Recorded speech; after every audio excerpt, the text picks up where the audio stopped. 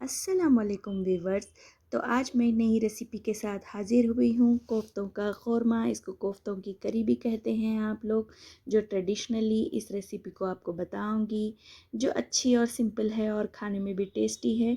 और आप बनाएंगे तो लाजवाब, आपके घर वाले आपकी तारीफ़ करते रहेंगे। आप इसको रोटी के साथ खा सकते हैं, चावल के साथ खा सकते हैं, आपको जिस तरह पसंद है आप उस तरह खा सकते हैं। तो चलिए स्टार्ट करते हैं इस रेसिपी को।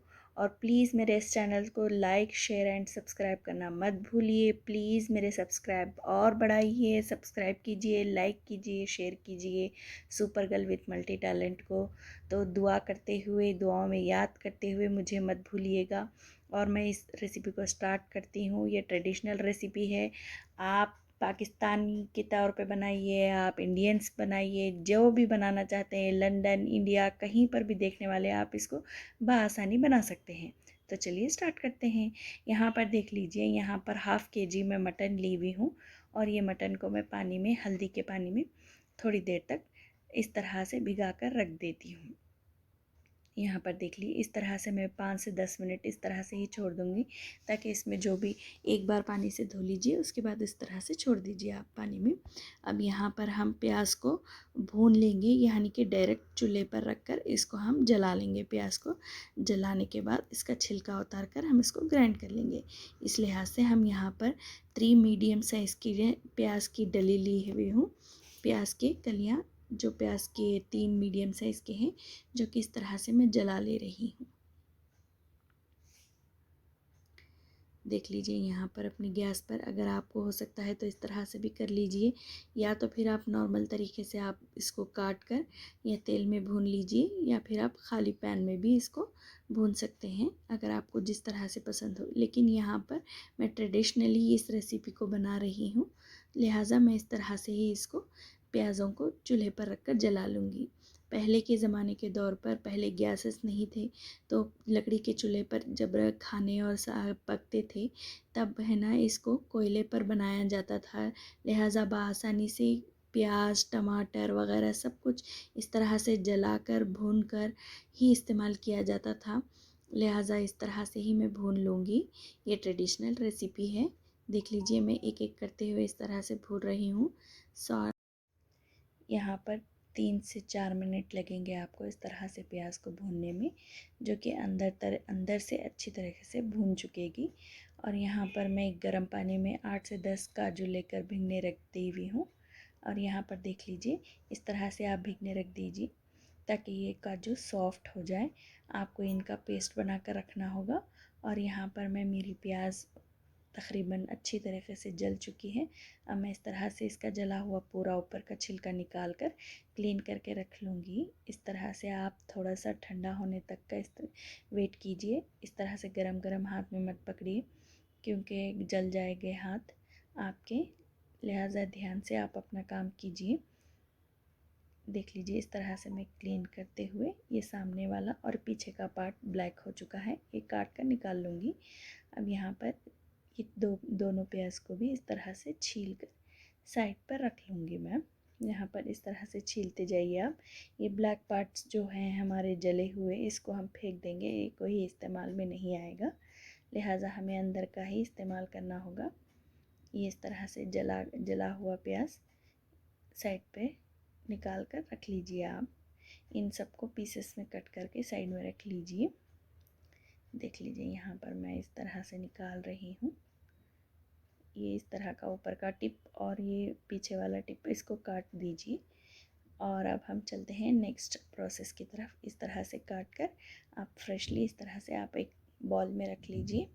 ये इस तरह की हो चुकी है प्याज। अब हम चलते हैं नेक्स्ट प्रोसेस की तरफ। ये देखिए, अब इसको किसी तरह ग्राइंड कर ही लेना है, तो इस तरह के पीसेस बना लीजिए। अब यहाँ पर देखिए, मैं यहाँ पर ये सूखे कुछ, यहाँ पर खसखस है, और यहाँ पर एक बेसन है 2 टेबल स्पून, और 2 टेबल स्पून यहाँ पर खोपरा है, कोकोनट पाउडर। ये खसखस है, पॉपी सीड्स, और ये बेसन है। पॉपी सीड्स भी 1 टेबल स्पून है। देखिए, ये खोपरा है, जो कि पाउडर फॉर्म पर भी बाज़ार से आराम से आपको मिल जाएगा। ये 2 टेबल स्पून ले लीजिए आप। अब इन सबको हम भून लेंगे एक खाली पैन में। अब यहाँ पर मैं खाली पैन ली हूँ। थोड़ा सा गर्म करने के बाद मैं यहाँ पर खसखस इसके अंदर डाल लूँगी, जो कि बिल्कुल लो फ्लेम पर रखकर मैं भून लूँगी। और इसके साथ ही खोपरे को डालकर दोनों को अच्छी तरीके से मिक्स करते हुए, ताकि इनमें सौंधी बो आ सके, इस तरह से मैं भून लूँगी।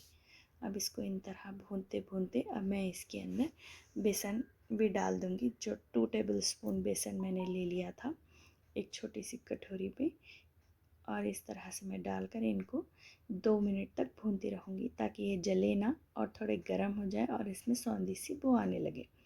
और इनको निकाल कर मैं ग्राइंड कर कर एक बॉल में निकाल लूँगी। देख लीजिए, इस तरह से आप भूनते रहिए ताकि बेसन में से जो भी बो या कोई बिसान बो रहे वो सारी निकल जाए। देख लीजिए, यहाँ से मैं ग्राइंड करके इन तीनों चीज़ों को यहाँ पर एक बॉल में निकाल ले रही हूँ। इस तरह से अगर आप निकाल कर आप अपने ख़ीमे में मिलाएंगे तो इसका बहुत अच्छा टेस्ट आएगा। इस लिहाज से आप देखिए यहाँ पर अब हमारे एक तो काम हो चुका है। अब नेक्स्ट काम की तरफ बढ़ते हैं। यहाँ पर एक ग्राइंडर में मैं यहाँ पर 15 से 20 हरी मिर्चें ले ली हूँ, और उसके साथ ही एक छोटा सा टुकड़ा अदरक का स्मॉल पीसेस में कट कर कर मैं इसमें डाल लूँगी, ताकि हम गोश्त में जब हम मिलाएंगे तो इसका भी टेस्ट बहुत अच्छा आएगा। देखिए, इस तरह से मैं कट कर कर इसमें मिला लूँगी। और नेक्स्ट हमारे वीडियो के हीरो आ चुके हैं, मिहिर यानी कि कोतमीर। तो अब इसके अंदर थोड़ा सा कोतमीर भी ऐड कर लेंगे और इन सबको हम ग्राइंड कर लेंगे। ग्राइंड करके इसको पानी नहीं डालना चाहिए इसमें। इसी तरह से आप इसको मोटा मोटा ही ग्राइंड कर लीजिए, बस चॉप कर लीजिए। इसका मतलब चॉप, अगर आपके पास चॉपर है तो आप चॉप भी कर सकते हैं। इस तरह से चॉप कर कर इस फॉर्म पे रख लीजिए। यहाँ पर मैं काजू जो पेस्ट बना कर रख ली हुई हूँ, देख लीजिए। अब यहाँ पर जो भिगने रख दी थी मैं पहले ही, और ये बेसन वाला पाउडर है जो ग्राइंड कर ली थी। अब इस तरह से आप रख लीजिए। अब यहाँ पर हम 3 मीडियम साइज़ के टमाटर लिए हैं। अब इनकी हम धोते हैं, मतलब इनको धोकर इस्तेमाल करते हैं। देख लीजिए, इस तरह धोकर मैं इनको पीसेस में कट करके इनको भी ग्राइंड कर लूँगी। इसके साथ मैं ऐड कर लूँगी प्याज। ये वही प्याज है जो हम इसको सबसे पहले हम चूल्हे पर जला कर रख लिए हुए थे, इसको पीसेस फॉर्म पे कट करके। अब इस तरह के फॉर्म में, ग्रेवी के फॉर्म में आ जाएगा। तो चलिए, अब हम इसको, इस ग्रेवी को एक तेल लेकर एक पैन में अब हम इसको भूनना शुरू करते हैं। यहाँ पर देख लीजिए, एक पैन में मैं तेल गरम कर ली हूँ 4 से 5 टेबल स्पून। अब मैं इसके अंदर ये ग्रेवी ऐड कर लूँगी और मैं इनको 2 मिनट तक इस तरह से भूनती रहूँगी। यहाँ पर देख लीजिए, इस तरह से भूनती रहूँगी। चूल्हे को आप हाई फ्लेम पर ही रखिए और इस तरह से भूनते जाइए 2 मिनट्स तक, ताकि इसके अंदर जो भी कच्चापन है वो निकल जाए। अब इस तरह के फॉर्म में जब आ जाए तो अब हम इसको, इसके अंदर सूखे मसाले ऐड कर लेंगे। देख लीजिए, साइडों से भी थोड़ा थोड़ा ऑयल ऊपर आ चुका है। अब यहाँ पर हम सूखे मसाले ऐड करते रहेंगे एक एक। सबसे पहले हम ऐड कर लेंगे 2 टेबल स्पून अदरक लहसुन का पेस्ट। ये 2 टेबल स्पून ऐड हो चुका है। अब हम इसके अंदर ऐड कर लेंगे 1 टेबल स्पून लाल मिर्चों का पाउडर। हाफ़ टेबल स्पून और ऐड कर लीजिए, अगर आप मिर्चें ज़्यादा खाते हैं तो और ऐड कर लीजिए आप। यहाँ पर 1.5 टेबल स्पून मैं ऐड कर रही हूँ। 1.5 टीस्पून हल्दी पाउडर, हाफ़ टी स्पून हल्दी पाउडर, और यहाँ पर हाफ़ टी स्पून गरम मसाला होममेड, और हाफ़ टी स्पून भी मैं ऐड कर लूँगी गरम मसाला, यानी कि टोटल 1 टीस्पून गरम मसाला हम इसके अंदर ऐड कर लेंगे। और इसके साथ ही हम ऐड करेंगे धनिया पाउडर 1 टेबल स्पून। अब इन सारे चीज़ों को अच्छी तरीके से अब हम मिक्स करेंगे। Mix mix mix. देख लीजिए, यहाँ पर मैं वाटर का इसके अंदर ऐड नहीं करी हूँ, पानी बिल्कुल ऐड नहीं की हूँ, क्योंकि ये सूखे मसाले इसके अंदर ग्रेवी में ऐड होने के बाद थोड़े से जज्ब होंगे। अब 1 से 2 मिनट इसको हम इसी तरह से पका लेंगे। उसके बाद हम इसके अंदर पानी ऐड कर लेंगे। देख लीजिए 1 से 2 मिनट हो चुके हैं, ऑयल साइडों से आ चुका है, तेल बाजू से छूट चुका है। देख लीजिए आप अपने पैन में, यहाँ पर देखिए इस तरह से ग्रेवी बन चुकी है हमारी। अब हम इसके अंदर पानी को ऐड करते हुए अब मज़ीद हम इसको 10 to 15 मिनट्स और पकने के लिए छोड़ देंगे। अब इसके अंदर कुछ ऐड करने की ज़रूरत नहीं, लेकिन अब हम इस स्टेज पर एक चीज़ हम इसके बाद ऐड कर रहे हैं, वो है नमक। यहाँ पर देख लीजिए मैं नमक ऐड कर लूँगी। मैं नमक 1 टेबल स्पून या 2 टेबल स्पून की ज़रूरत थी इसमें, तो 2 टेबल स्पून डाल रही हूँ। आप अपनी ग्रेवी के हिसाब से यानी अपने टेस्ट के हिसाब से आप ऐड कर लीजिए। इस तरह के फॉर्म में आप ऐड करके इसको लो टू फ्लेम पर रख के आप इसको पकने के लिए छोड़ दीजिए। अब ये इसमें उबाल आते रहेंगे और मैं इसके साथ ही यहाँ पर काजू का पेस्ट जो बना कर रख ली हुई थी इसके अंदर ही ऐड कर रही हूँ।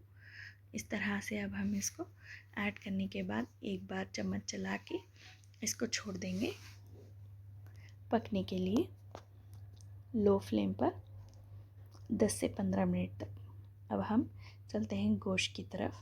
अब यहाँ पर हाफ़ किलो जो गोश्त ली थी मैं, आधा किलो, अब इसको इसके फॉर्म पर मैं चॉपर में डालकर इस तरह से पीस कर रख ली थी। अब यहाँ पर देख लीजिए, अब इसके अंदर हम सूखे मसाले ऐड कर लेंगे एक एक। अब हम इसके अंदर ऐड कर लेंगे 1 टेबल स्पून लाल मिर्चों का पाउडर और 1 टेबल स्पून अदरक लहसुन पेस्ट। प्लीज़ मेरे चैनल को सब्सक्राइब करना मत भूलिए, लाइक कीजिए, शेयर कीजिए और कमेंट तो प्लीज़ ज़रूर कीजिए आप लोग। और मेरे इस वीडियो को पूरा वॉच कीजिए। और यहाँ पर हाफ़ टेबल स्पून गरम मसाला पाउडर जो होममेड गरम मसाला पाउडर है, और यहाँ पर 1.5 नमक सॉल्ट ऐड कर रही हूँ मैं यहाँ पर। अब इसके अंदर अब हम ऐड करेंगे जो हम बेसन पाउडर और खाश और खोपरे का पाउडर, जो कोकोनट पाउडर जो हम इस भून कर रख लिए थे, पाउडर बनाकर ग्राइंड करके अब इसके अंदर ऐड कर रही हूँ इस तरह से मैं। अब इसके अंदर ही ये हरे मिर्चों का जो हम चॉपर में डालकर चॉप कर लिए थे, अब इसको भी हम 2 टेबल स्पून भर कर हम इसके अंदर ऐड कर लेंगे। यहाँ पर देख लीजिए आप, इस तरह से भर कर डाल लीजिए आप मिर्चों के। अगर आप और तेज़ खाना चाहते हैं तो आप 3 टेबल स्पून भी ऐड कर सकते हैं आप मिर्चों को, यहाँ पर हरी मिर्चों के पेस्ट को। अब इस तरह से अब हम हाथों से इसको मिक्स करते रहेंगे अच्छी तरीके से। जिस तरह से आटा गूंथते हैं ना, उस तरह से हम इसको मिक्स करते रहेंगे अपने हाथों से। यहाँ पर देख लीजिए इस तरह से मैं मिक्स करती रहूँगी।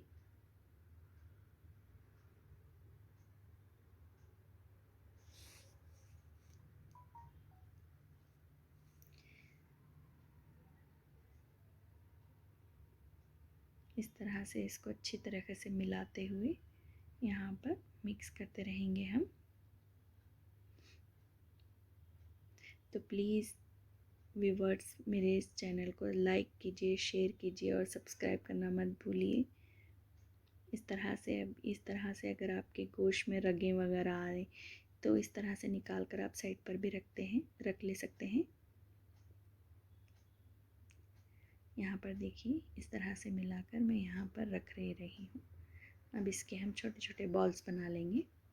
इसमें सबसे पहले एक और चीज़ भी ऐड कर लेंगे जो कि मैं भी आपको बताती हूँ। इस तरह से मिक्स होने के बाद अब इसको साइड पे रख लीजिए 2 मिनट्स के लिए। ये मिर्ची और नमक इसको गोश्त में अच्छी तरीके से मिक्स हो जाएगा। उसके बाद हम इसके अंदर ऐड करते हैं दही 2 टेबल स्पून भरकर। ये घर का थिक दही है, देख लीजिए आप यहाँ पर 2 टेबल स्पून डालकर मैं इसको अच्छी तरीके से मिक्स करती रहूँगी। यहाँ पर देखिए इस तरह से मिक्स कीजिए। दही डालने से भी इस कोफ्तों का टेस्ट बहुत अच्छा आएगा। इस तरह से अच्छी तरीके से इन गोश्त को अच्छी तरीके से मिक्स कीजिए और इसको साइड पे रख दीजिए आप 5 मिनट्स के लिए। इसके बाद हम छोटे छोटे गोले बनाकर रेडी कर लेंगे। तो फिर मिलती हूँ मैं गोले बनाने के बाद। इस तरह से कोफ्ते बनाने के बाद इन सबको इस तरह से अच्छी तरीके से 5 मिनट तक इनको इसी तरह छोड़ देंगे हम इसी पैन में। तो प्लीज़ जब तक आप मेरे इस चैनल को लाइक शेयर और सब्सक्राइब कर लीजिए। और यहाँ पर अपने हाथों पर तेल लगाकर इस तरह से कोफ्ते की शक्ल में हम बनाकर राउंड शेप में बनाकर रख लिए हुए हूँ। और थोड़े से यहाँ पर हम इसके अंदर आलू भी काट कर डालेंगे ताकि कोफ्तों के ख़ौरमे में आलू का भी मज़ा रहेगा। अगर आप चाहते हैं शलगम डालना चाहते हैं तो आप वो भी डाल सकते हैं। और कोई लोग अगर कद्दू खाते हैं तो कद्दू भी डाल सकते हैं इसके अंदर, यानी कि बोटल गार्ड के पीसेस भी कर आप इसके अंदर डाल सकते हैं। अक्सर लोग आलू ही डालते हैं और आलू से ही इसका टेस्ट आता है। इस तरह मैं इनको एक एक करते हुए इस तरह की करी में मैं ऐड करती रहूँगी, यानी कि इस सालन में मैं इस तरह से ऐड करूँगी। देख लीजिए हमारा सालन भी अच्छी तरीके से पक रहा था लो फ्लेम पर। 5 से 10 मिनट हो चुके हैं हमारे सालन को पकते हुए। इस तरह से मैं इसके अंदर सारे कोफ्ते ऐड कर लूँगी और इसी के साथ ही मैं इसके अंदर आलू भी ऐड कर लूँगी। देख लीजिए आलू भी इसी के अंदर ऐड कर लूँगी और इसको खुला रख कर मैं तकरीबन 5 से 10 मिनट और मज़ीद पकाऊँगी। अब हम इसको 5 से 10 मिनट इस तरह से ही रख कर पका लेंगे और उसके बाद रेडी हो जाएगा हमारा कोफ्तों का ख़ौरमा, यानी कि दिल्ली स्टाइल में, हैदराबादी स्टाइल में, चाहे जो भी स्टाइल में हो, लेकिन बनेगा घर में। तो आप इसको किसी भी स्टाइल में खा सकते हैं और मुझे दुआओं में याद कर सकते हैं। इस लिहाज से तो देख लीजिए 5 से 7 मिनट हो चुके हैं हमारे ख़ौरमे को पकते हुए, कोफ्तों के ख़ौरमे को। और इस तरह से आप हल्के हाथों से चम्मच चलाते हुए ताकि आपके कोफ्ते टूटे ना। और यहाँ पर बहुत सॉफ्ट कोफ्ते बनकर तैयार हो चुके हैं आपके। आपको फ्लेम को लो ही रखना है, हाई फ्लेम पे नहीं रखेंगे। मज़ीद हम इसको 2 मिनट्स और पकाते हुए इसकी फ्लेम को लो करके अब इसको ढक कर एक 2 मिनट्स और पका लेंगे। तो रेडी है आपका कोफ्तों का ख़ौरमा। तो आप इसको किस तरह से आपकी मनपसंद चीज़ के साथ खा सकते हैं, या पर आप इंडियन ब्रेड के साथ खा सकते हैं आप, या चाहे तो आप किसी भी रोटी के साथ आप खाइए, मज़ा ही आ जाएगा। तो प्लीज़ इस चैनल को सब्सक्राइब करना मत भूलिए। तो तैयार है आपका मनपसंद। अब यहाँ पर लास्ट में ही मैं ऐड कर रही हूँ हाफ़ लेमन, आधा नींबू इस तरह से निचोड़ कर मैं इसके अंदर ऐड कर रही हूँ। अब इसके अंदर देखिए इस तरह से हाफ़ नींबू मैं इसके अंदर ऐड करने के बाद एक बार और चम्मच चला लूँगी और इसके साथ ही मैं कुछ कोतमीर भी डाल लूँगी, यानी कि गार्निश जो ऊपर से इसका मज़ा ही ज़्यादा कर देगा। और कोतमीर को बिल्कुल थोड़ा ही डालिए, आप ज़्यादा मत डालिए, क्योंकि इसके अंदर एक कसालापन आ जाएगा ज़्यादा कोतमीर के इस्तेमाल से। लेकिन हल्का सा कोतमीर आप इस्तेमाल करेंगे तो इसकी खुशबू बहुत अच्छी आएगी। अब इस तरह से अब आपका तैयार है कोफ्तों का ख़ौरमा, कोफ्ता करी। आप जिस भी ज़ुबान में देख रहे हों, जिस भी ज़ुबान में बनाकर खा रहे हों, तो लीजिए आपका तैयार है आपका कोफ्तों की करी, यानी कि बिल्कुल रेडी और ट्रेडिशनल स्टाइल में। तो प्लीज़ मेरे इस चैनल्स को लाइक शेयर और सब्सक्राइब करना मत भूलिए। और यहाँ पर देखिए आलू भी बिल्कुल सॉफ्ट हो चुके हैं। तो लीजिए रेडी है आपका कोफ्तों का ख़ौरमा। तो प्लीज़ मेरे इस चैनल को सब्सक्राइब कर लीजिए, super girl with multi talent को। अल्लाह हाफिज़। तो फिर मिलती हूँ नेक्स्ट वीडियो में।